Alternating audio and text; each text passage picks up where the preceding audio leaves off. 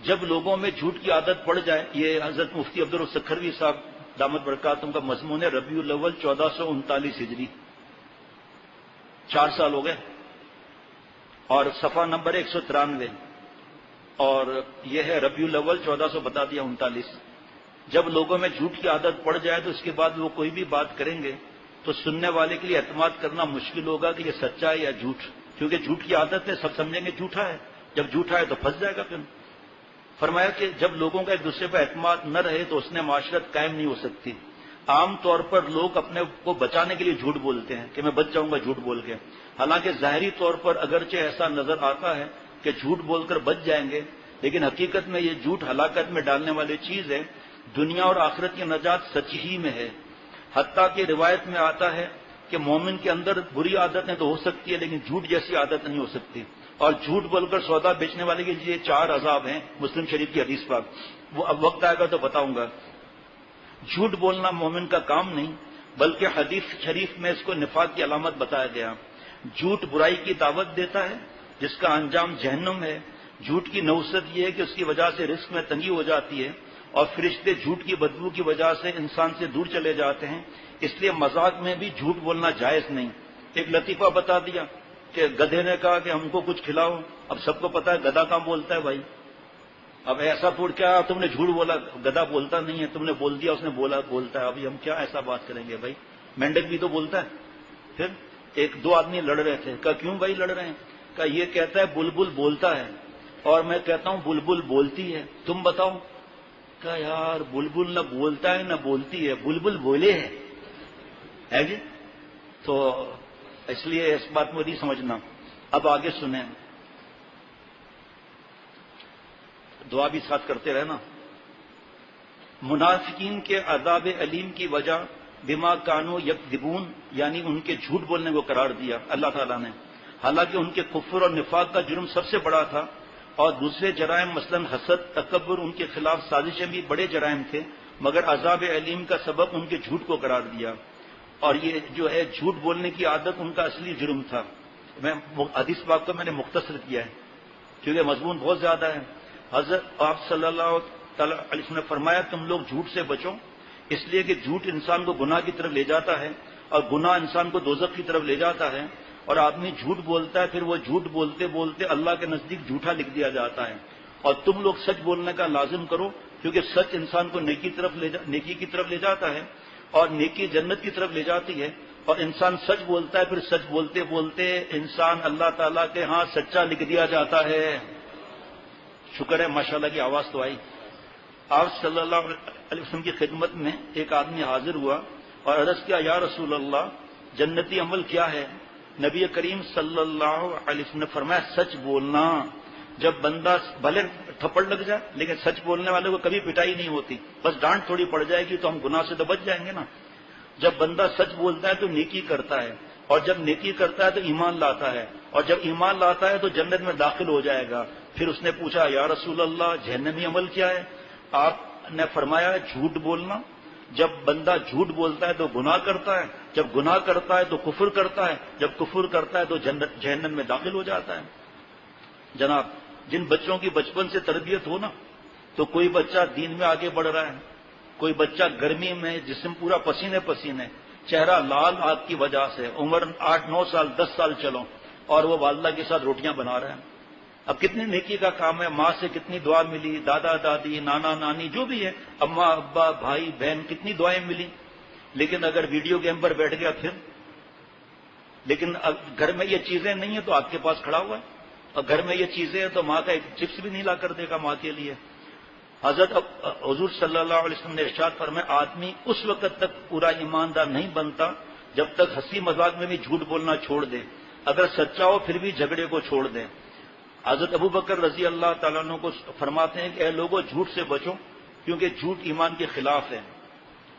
دیکھیے لائن لگتی جا رہی ہے۔ آپ صلی اللہ علیہ وسلم سے پوچھا گیا مومن بزدل ہو سکتا ہے؟ آپ صلی اللہ علیہ وسلم نے فرمایا ہاں۔ پھر پوچھا کہ مومن بخیل ہو سکتا ہے؟ آپ صلی اللہ علیہ وسلم نے فرمایا کہ ہاں۔ پھر پوچھا گیا مومن جھوٹا ہو سکتا ہے؟ آپ صلی اللہ علیہ وسلم نے فرمایا نہیں۔ فون اٹھا رہے ہیں، دیکھا فون میں کس کا فون ہے؟ فیروز میمن کا فون ہے، بیٹے کو دے دیا، کہو ابا گڑبڑ نہیں ہے۔ بیٹا کہتا ہے انکل فیروز میمن، ابا کہہ رہے ہیں میں گھر پر نہیں، جاؤ باہر جا کے بول دو ابا سو رہا ہے۔ وہ آگے بولتا ہے ابا جاگ رہے ہیں، لیکن بولتا ہے ابا سو رہا ہے۔ بچپن سے ہی جھوٹ سکھا دیتے ہیں، اللہ معاف فرمائے، پھر مارتے ہیں۔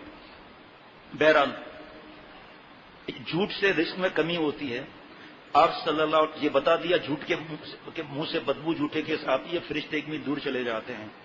اب سنیے، جس طرح مادی چیزوں میں خوشبو اور بدبو ہوتی ہے، حضرت مفتی عبدالرؤف سکھروی صاحب دامت برکاتہم فرما رہے ہیں، اسی طرح اچھے اور برے کلمات میں بھی خوشبو اور بدبو ہوتی ہے جس کو فرشتے محسوس کر لیتے ہیں۔ دیکھیں اتنا بڑا مضمون چھوٹ رہا ہے جناب۔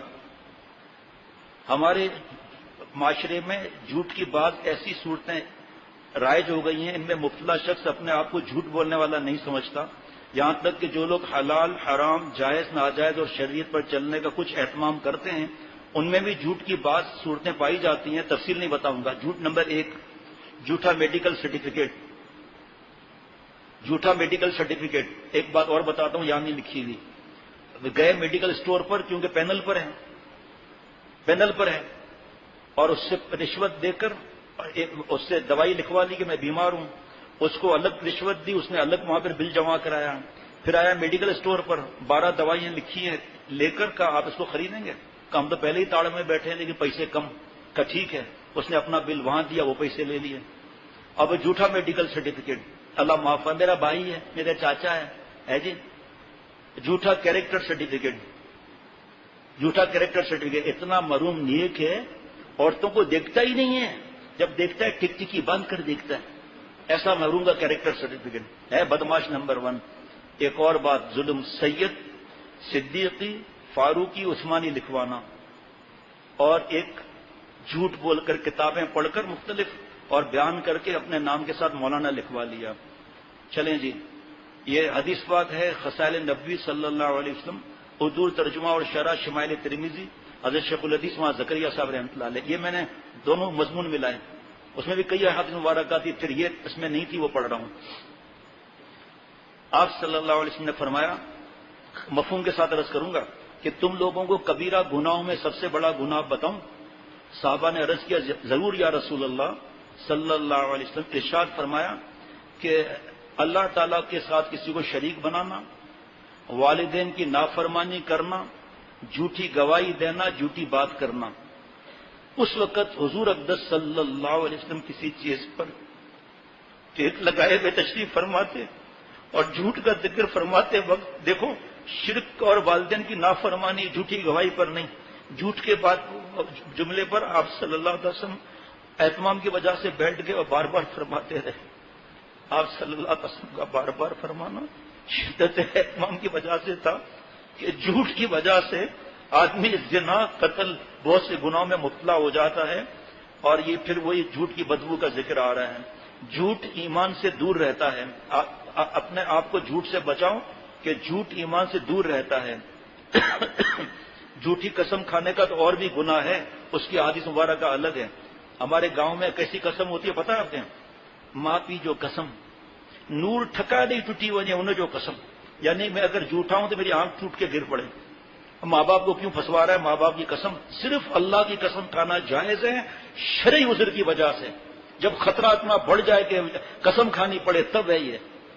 ذرا ایسی بات پر جو ہے گاڑی کی قسم، اس کی قسم، میری قسم، اپنی قسم تو خیر کوئی ڈر کے بارے نہیں کھاتا۔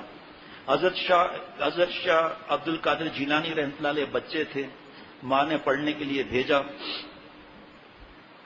اور ڈاکوؤں نے گھیر لیا۔ ایک ڈاکو نے پوچھا، آیا بچے کیا ہے تمہارے پاس؟ کہا میرے پاس 40 دینار ہیں۔ ڈاکو ہنسنے لگا، بڑے ڈاکو سے کہا کیا بچہ ایسے ہی مذاق کر رہا ہے؟ کہا اب چلو۔ ڈاکو آیا، اتنا بڑا پہلوان اور ایسا خطرناک چہرہ، اے بچے کیا ہے تمہارے پاس؟ کہا 40 دینار ہیں۔ کہا ہم نے تلاشی لی ہے، 40 دینار تو ہے کہ نہیں؟ کہا میری ماں نے یا بغل کے ساتھ باندھ دیے تھے، آج ماں بھی جھوٹ سکھاتی ہے۔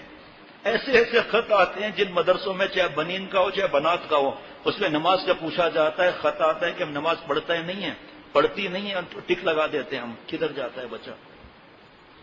پیچھے کیوں بیٹھتا ہے؟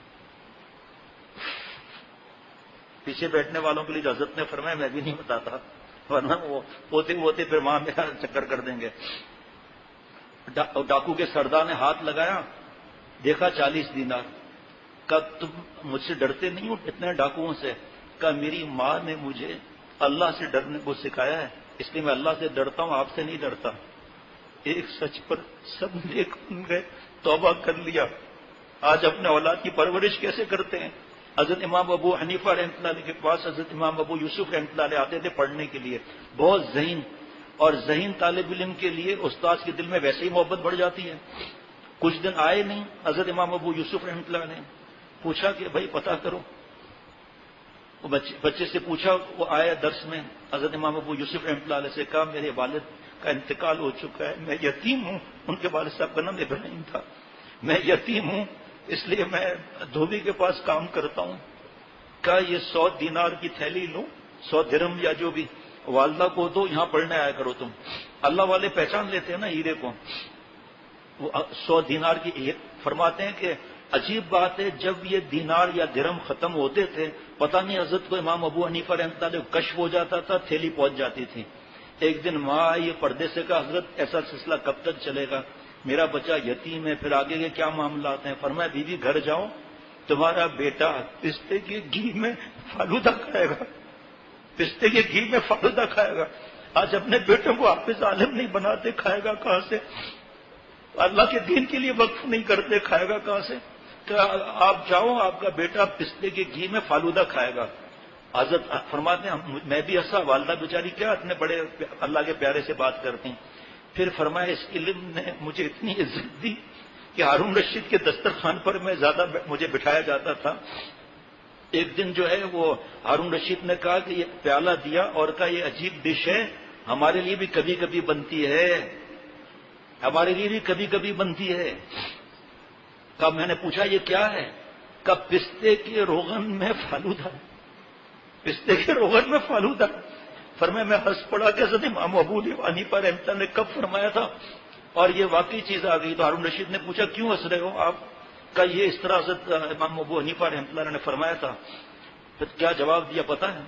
فرمایا میں اللہ والوں کی جہاں نظر جاتی ہے نا، ہماری نظر نہیں جاتی. آج تعلق تو ہے لیکن شیخ کہے کہ بھائی موبائل مت دلاؤ، مشورہ نہیں کرتے. شیخ کی نظر جہاں تک ہے اس کو بیان کرتے ہیں لیکن بات نہیں مانتے. اپنے شیخ کے مزاج میں تو ڈھلو کہ بھائی ہم نے نہیں دلانا ہے، دلانا ہے تو ان شرطوں پر دلانا ہے، نہیں بس فوراً فیصلہ.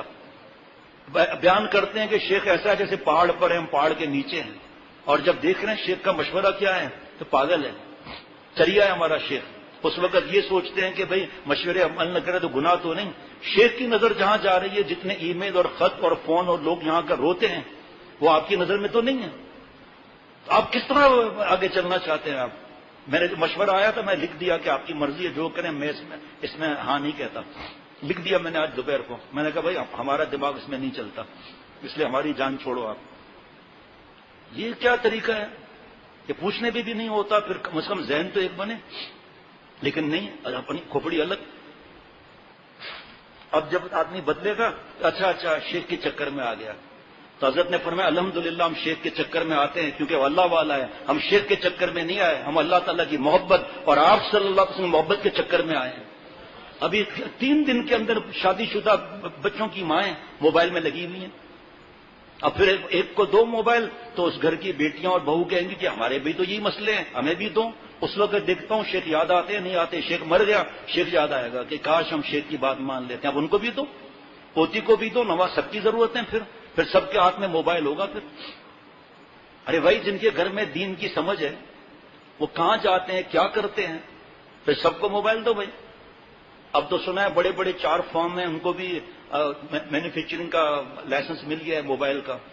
ایک بہت بڑی کمپنی آٹو موبائل کی، اس کو بھی مل گیا.